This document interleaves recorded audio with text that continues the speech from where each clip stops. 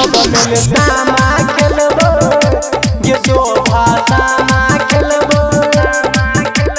चले गे रामशिला चले गे गौरी संजय भैया के अंगना सब मिल के सामा खेलबो ज्ञान सुसामा खेलबो।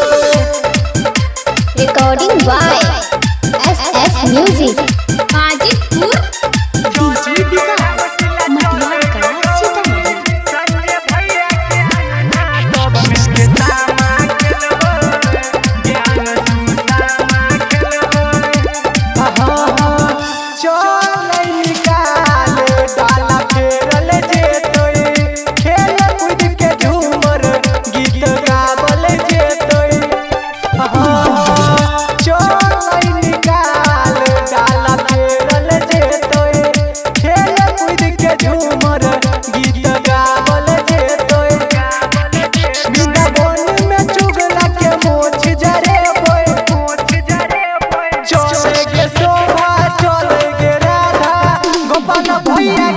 के सामा खेलबो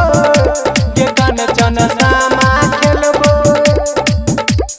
चले गे रेणु चले गे रिंकू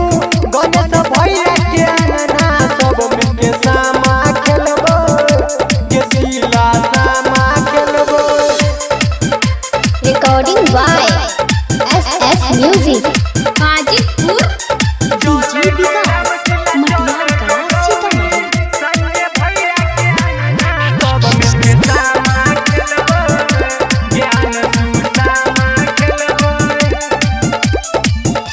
राइटर रौशन भैया आयल तोय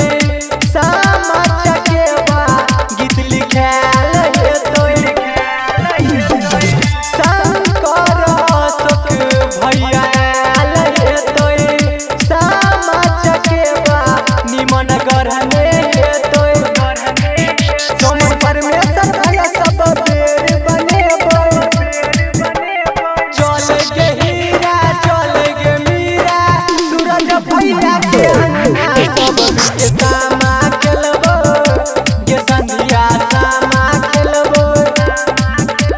चले गे अंजलि चले शिवानी बोलबो भैया के अंगना सब मिल के सामा खेलबो गे संध्या सामा खेलबो। मस्ती के दिन सखिए लइगे भौजी के भैया धरे लइगे चल सब मिल के चुगला बनेबो